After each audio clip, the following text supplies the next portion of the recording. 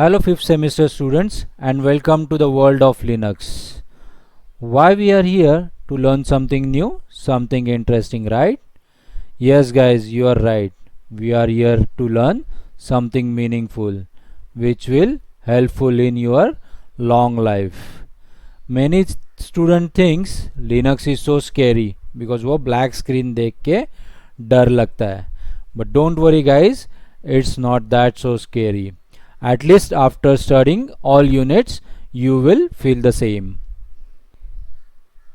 अभी Linux क्या है? What do you think we have to learn in the Linux? Do you think Linux only runs on servers? No, it's not. But you will be surprised. और कहाँ Linux use होता है? Linux use होता है अपना जो phone now जहाँ पे तुम्हारा ये actually now where you are currently watching this video वो भी तो लिनक्स पे ही चल रहा है. एंड्रॉयड डिवाइसेस सब लिनक्स पे ही चलते हैं. नेक्स्ट इज हमारे बहुत सारे जो इंटेलिजेंट होम सिस्टम्स है वो भी तो लिनक्स पे ही रन हो रहा है. अगेन योर प्ले स्टेशंस ये सब किस पे चल रहा है? There is something at background which runs your application. Yes, it's Linux guys.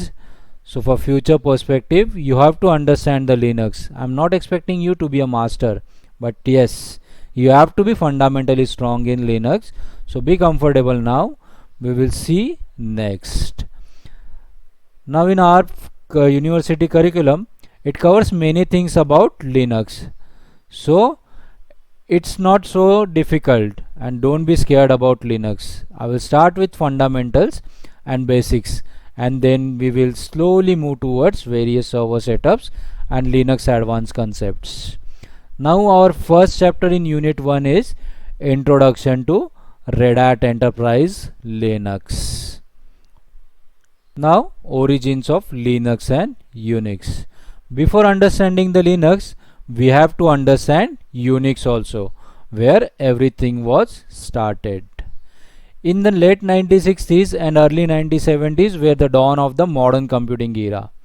In that period, scientists were still looking for the best way to operate a computer, and that included developing a best programming language also. It was normal for computer programmers to address the hardware directly. Register level पे सब चलता था, and by using complex assembly programming language जो use करते थे to address hardware directly. Now we will see कैसे hardware को directly एड्रेस किया जाता था by a small code adding 2 integers. यहाँ पे दो हमारे रजिस्टर्स का जो इंटीजर्स ऐड करने हैं उनको ट्रांसफ़र किया जाता था डायरेक्ट हार्डवेयर पे और वहाँ पे एडिशन करके उसका वैल्यू स्टोर किया जाता था. And then assembly level programming language में मेन तो अपना असेंबलर था. And what is the assembler? Assembler is a program that translates mnemonics which means it's a means human readable mostly 3 letter symbols into a binary data that can be executed by a processor. पूरा को जो assembly language में लिखा जाता था that will be a assembler उसको convert कर देता था मशीन कोड में. This way assembly programming languages के प्रोग्राम्स एक्चुअली एग्जीक्यूट किए जाते थे. फिर बाद में जब ये नया डेवलप हुआ that was develop in C develop हुआ बाय डेनिस रिची.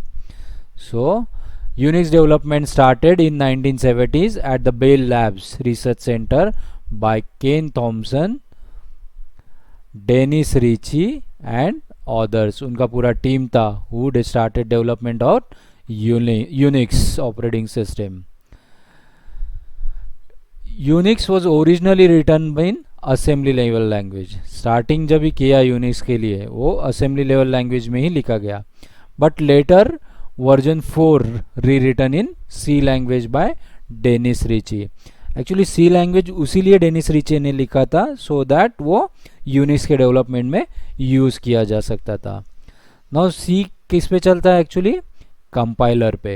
और असेंबली लेवल लैंग्वेज एग्जीक्यूट करते थे असेंबलर पे. So what is a compiler?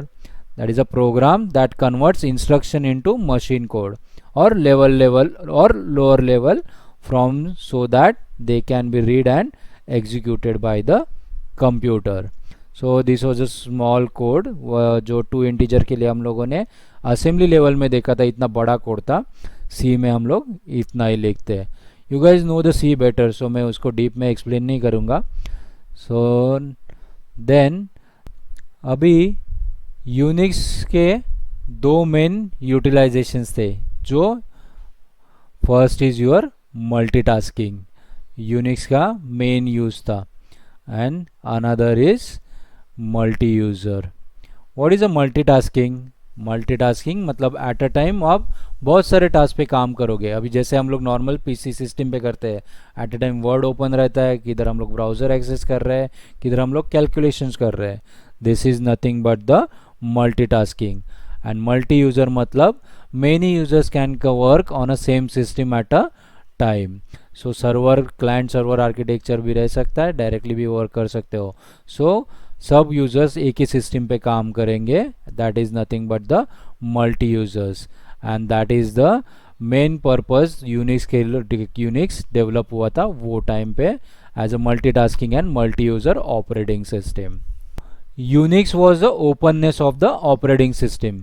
So specifications were freely available to anyone. कोई भी यूज़ कर सकता था यूनिक्स अपने हिसाब से, एंड दैट्स द रीज़न वो टाइम पे यूनिक्स के बहुत सारे फ्लेवर्स आ गए थे. That is BSD Linux, Sun Solaris, HP UX, those are the various flavours. Unix तो फ्रीली अवेलेबल था, हर एक ने अपना यूनिक्स का कोड उठाया, अपने हिसाब से वो मॉडिफाई किया, and those are the various Unix flavours market में आ गए थे. यूनिक्स का मेन पर्पस क्या था? Instead of working together, these Unix flavors worked beside on one another as a reaction to the closing of Unix. So Richard Stallman of MIT announced in 1984 the GNU operating system project. Goal of this project was to develop a sufficient body of free software to get along without any software that is not free. In between 84 to late 90s, many Unix tools applications developed. Then in 1991, Linux kernel was launched by a student, Linus Torvalds, at the University of Helsinki in Finland. The interesting fact about the Linux kernel is that it was never developed to be a part of GNU project. Rather, it was an independent initiative. Torvalds just needed a license to ensure that the Linux kernel would be free software forever, and he chose to use the GNU General Public License. This is GPL, General Public License. GPL के under it's a free, मतलब हम लोग according to our requirement उसको modify कर सकते थे. To publish open source software where others could freely add or modify lines of code. अभी Linux kernel तो डेवलप हो गया, लेकिन to have final product in hand it's not that easy. Let's consider you are in the fruit farm and बहुत भूख लगी है, and you want to eat all types of fruits so that you will do. तो फिर क्या करोगे? What will you do? चढ़ के हर एक फ्रूट निकालोगे, हर एक फ्रूट अपने बास्केट में डाल दोगे, collect them in one basket, and then you will eat it. But if some, अभी एक एक फ्रूट सब आ जाएगा, एप्पल आ गया, सब फ्रूट्स मतलब जो भी फ्रूट्स अवेलेबल रहेंगे वो इसमें वो हम लोग सब निकाल के डाल देंगे. पाइनएप्पल आ गया, ऑरेंज आ गया, ये सब हम लोगों को खुद को करना पड़ता था और अपना बास्केट में फ्रूट्स आ जाते थे. लेकिन if somebody gives you full fruit plate, पूरा सजा के एक फ्रूट आपके थाली के सामने थाली में आपके सामने रख दिया, तो किसी को और क्या चाहिए दोस्तों? Isn't it so good? So with the adaptation of the Linux kernel, GNU utilities and tools, finally everything that was needed मिल गया and complete operating system बन गया. लेकिन ये इतना easy नहीं था.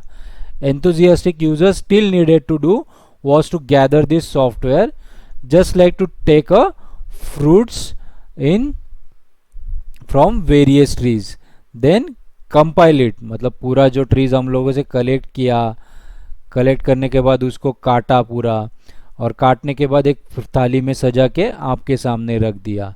सो वही सेम प्रोसेस करना पड़ता था, हर एक सॉफ्टवेयर लेके कंपाइल करके उसको सोर्स कोड को कंपाइल करना पड़ता था, और फिर चेक करना पड़ता था इंस्टॉल हुआ है कि नहीं कंप्यूटर पे, and that was a so complicated task. And इसीलिए some initiatives started soon to provide ready to install Linux distributions. So उसी टाइम लिनक्स के बहुत सारे डिस्ट्रीब्यूशंस मार्केट में आने चालू हो गए थे, which is nothing but your ready to eat fruit plate. अभी उसमें क्या था, पूरा लिनक्स डिस्ट्रीब्यूशन में कर्नल रहता था लिनक्स का, देन उसके वेरियस एप्लीकेशंस रहते थे, प्रोप्राइटरी एप्लीकेशंस, बाद में फ्री एप्लीकेशंस रहते थे, उसको पूरा एग्जीक्यूट करके वो फ्रीली वो सब यूज़ करने मिलता था एंड यूज़र को। सो उसके मैनुअल्स भी बनते थे for how to use it that system, और उसका देन सपोर्ट भी मिलता था एंड यूज़र को। सो दिस इज़ लिनक्स का पूरा एक उन्होंने आपके सामने पूरा जो हर एक को यूज़र को पहले कंपाइल करके उसके हिसाब से करना पड़ता था, सो ये निकल गया एंड लिनक्स डिस्ट्रीब्यूशन आ गया, so that user can easily perform their task on at any time on the system. Now we will see वो टाइम पे क्या क्या लिनक्स के डिस्ट्रीब्यूशंस मार्केट में आए थे। There are full core Linux distributions, जिसमें क्या क्या रहता था, kernel, one more graphical desktop environments, it provides one-stop shopping for a complete Linux installation, मतलब पूरा लिनक्स का कंप्लीट इंस्टॉलेशन एक सीडी में आ जाता था। यू हैव टू एंटर, जैसे हम लोग माइक्रोसॉफ्ट का विंडोज़ इंस्टॉल करते थे, वो डाल दिया तो पूरा ऑपरेटिंग सिस्टम इंस्टॉल हो जाता था। लेकिन लिनक्स डिस्ट्रीब्यूशंस में उसके सॉफ्टवेयर भी सीडी में ही आते थे। विंडोज़ में हम लोग को अगर वर्ड इंस्टॉल करना है तो अलग से इंस्टॉल करना पड़ता था, लेकिन यहाँ पे लिनक्स का डायरेक्टली सीडी पे सब आ जाता है and you have to install it as a Linux distributions. अभी फुल कोर लिनक्स डिस्ट्रीब्यूशंस में फर्स्ट था that was MCC's Entrim Linux, a distribution made available for public download in February 1992. 1992 में first Linux distribution आया था, that was also from MCC's Entrim Linux। उसके बाद shortly after the release of Linux kernel itself in 1993 Patrick Volkerding release the distribution called Slackware, a distribution that could be downloaded to floppy disk image in the early days। अभी भी Slackware market में है and that distribution also can be use nowadays also. बाद में आया अपना Red Hat was developed by Mark Ewing and Bob Young, this two guys was the originator of a Red Hat. बाद में था Saint, Ubuntu था, और थे बहुत सारे वर्जन्स आ गए। Fedora is also free version of Red Hat. Then next था open SUSE, Debian Linux, those are the various full core distributions of a Linux। next is specialized distribution। First हो गए हमारे फुल कोर हो गए, मतलब पूरा एक bunch जो भी लिनक्स में सब मिलता है that will be available to you. Next is your specialised words itself हम लोगों को समझ में आता है कि this version of a Linux will be something specialised for a some purpose, so it's auto configuring common hardware devices, according to वो use के लिए हार्डवेयर डिवाइसेस भी उसमें कॉन्फ़िगर किए जाते थे। सो उसमें मेन थे क्लियर ओएस और ओरेकल लिनक्स, साइंटिफिक लिनक्स। उसमें क्लियर ओएस किसके लिए था? It's a small business server ही है which will gives a facility of file print messaging UTM VPN, वो एक बंच करके अपने को दे दिया और क्लियर ओएस इंस्टॉल होने पे you can use it. Next is Oracle Linux, Oracle a famous database provider। अभी भी Oracle Linux is in the market and many people are using it also। Oracle Linux aims to be fully compatible with Red Hat Enterprise Linux. Next is your scientific Linux. Word itself explains that this will be useful for a scientific communities. बाद में next Linux का distribution is your live CD. This is let you see what a Linux system is like without actually installing. अभी जो हम लोग के version है, this is full core on specialise distribution, वो हमेशा हम लोग को सर्वर पे नहीं तो एक सिस्टम पे इंस्टॉल करने के बाद ही यूज़ करने मिलते हैं. लेकिन लाइव सीडी जो है that is one of the unique feature of a Linux distribution is वो हम लोग को इंस्टॉल नहीं करना पड़ता हार्ड डिस्क पे. This will creates complete bootable computer installation including operating system which runs directly from a CD-ROM or similar storage device into a computer's memory. मतलब वो पूरा अपने RAM पे आ जाता है rather than loading from a hard disk drive. वो पूरा RAM पे ही रहता है उसका इमेज. सो उसमें से बहुत सारे लाइव CD ऑप्शंस अभी भी मार्केट में अवेलेबल है. माइंड्रीवा ओवर उबंटू का ही ये ओपन लाइव सीडी ऑप्शंस है. There are many more options also that can be use by a various users world wide. Next is your Red Hat Enterprise Linux. Red Hat Enterprise Linux के बहुत सारे related products है. In 1993 Mark Ewing and Bob Young founded a Red Hat, the first Linux distributed operating system as a business.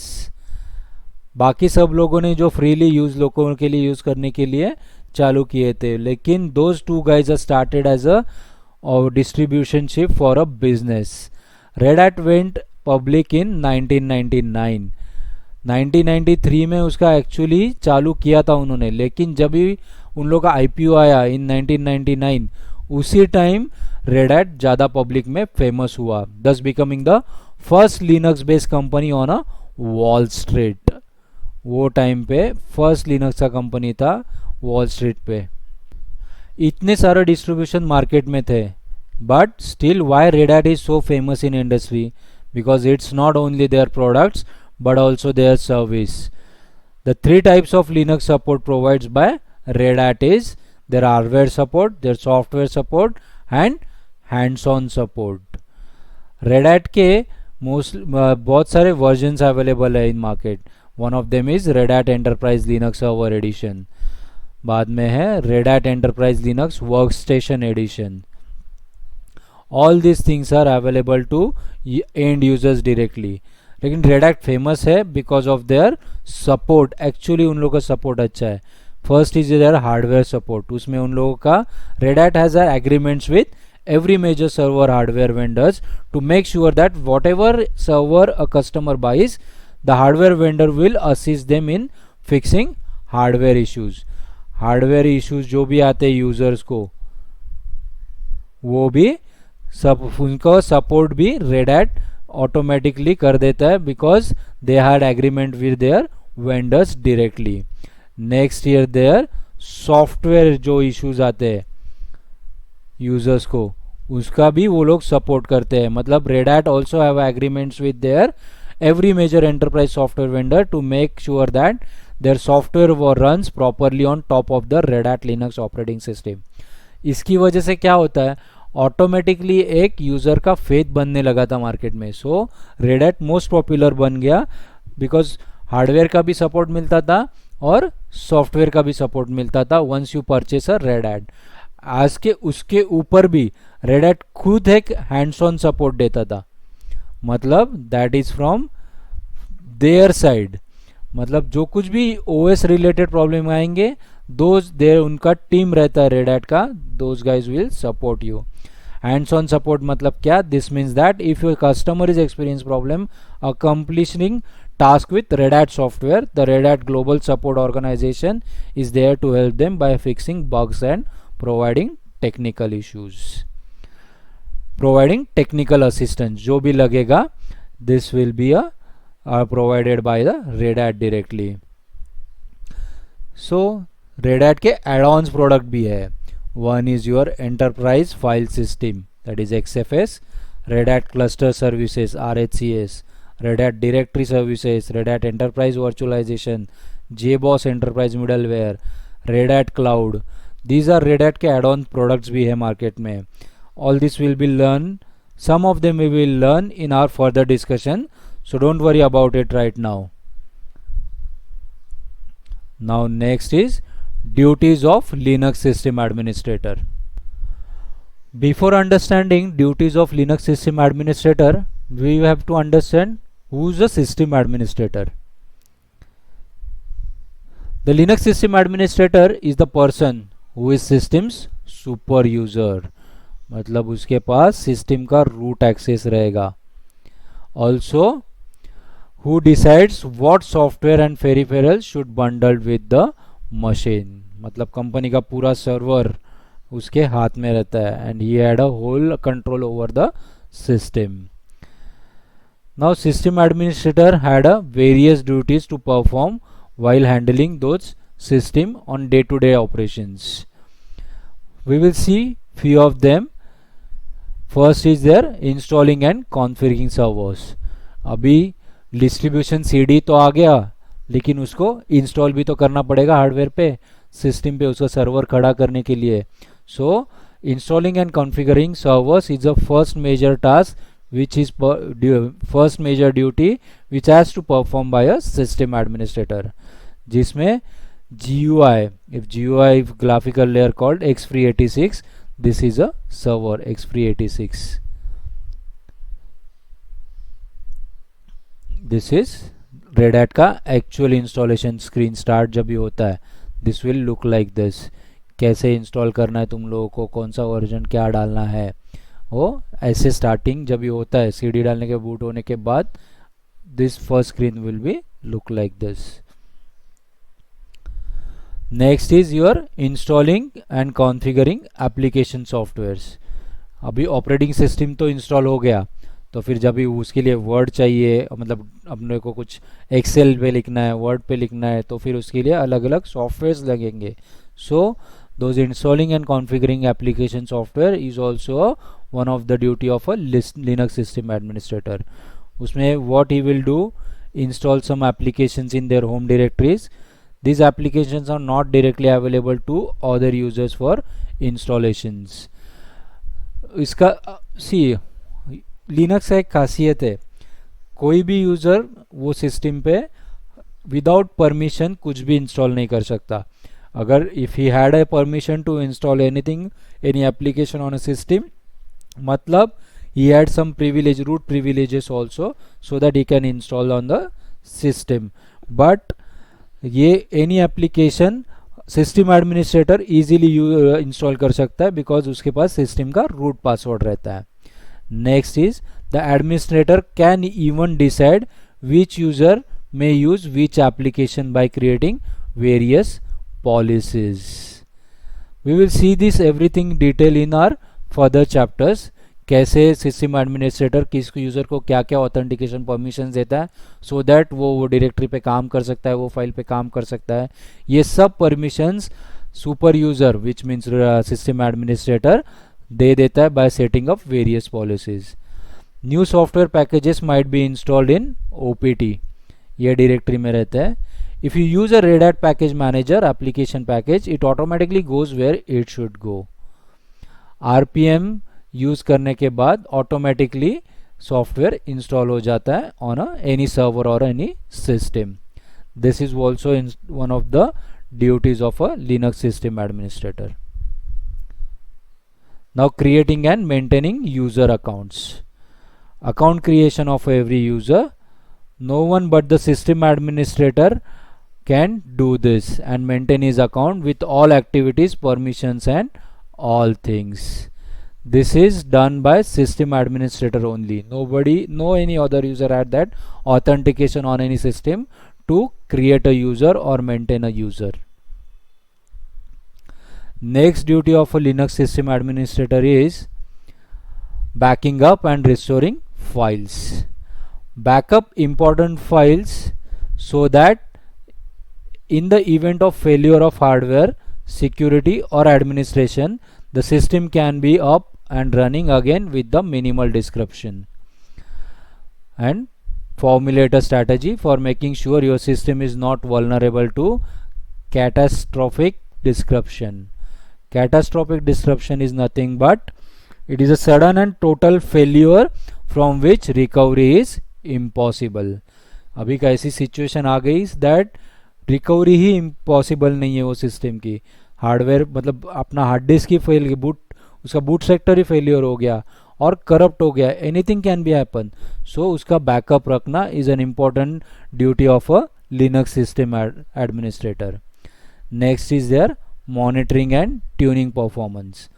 अभी system पे day to day operation बहुत सारे चालू रहते हैं, कभी क्या हो रहा है वी डोंट नो.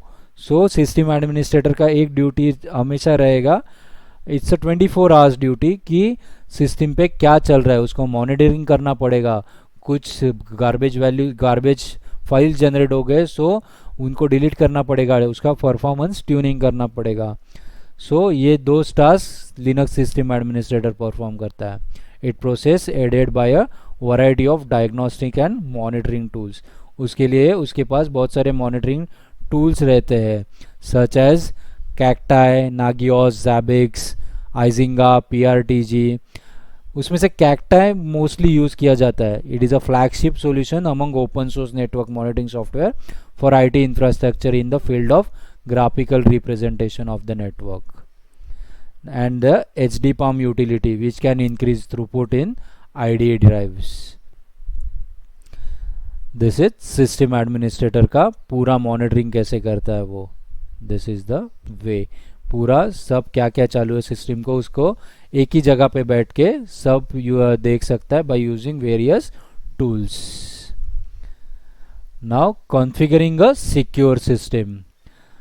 अभी सिस्टम हो गया, इंस्टॉल हो गया, सब यूज़र बन गए, सब हो गया, लेकिन देयर इज़ अ चांसेस कि एक्सटर्नल फोर्सेस से सिस्टम को हार्म पहुंच सकता है.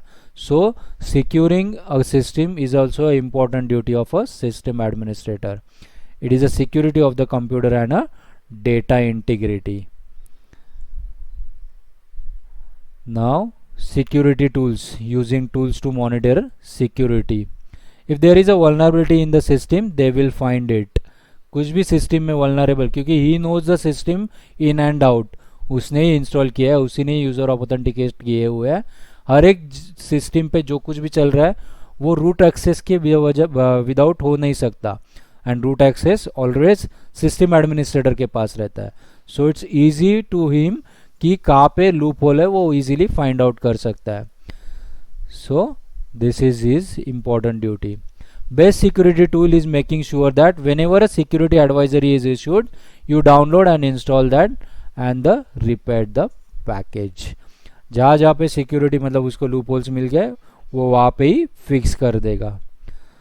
So friends, till now we see origins of Linux. At the same time we have seen where it was exactly started. Then we have seen Linux distributions or distros with Red Hat Enterprise Linux and its products, and at last we have seen duties of a Linux system administrator. Now next we will see the command line, how Linux actually worked on command. So till then, goodbye.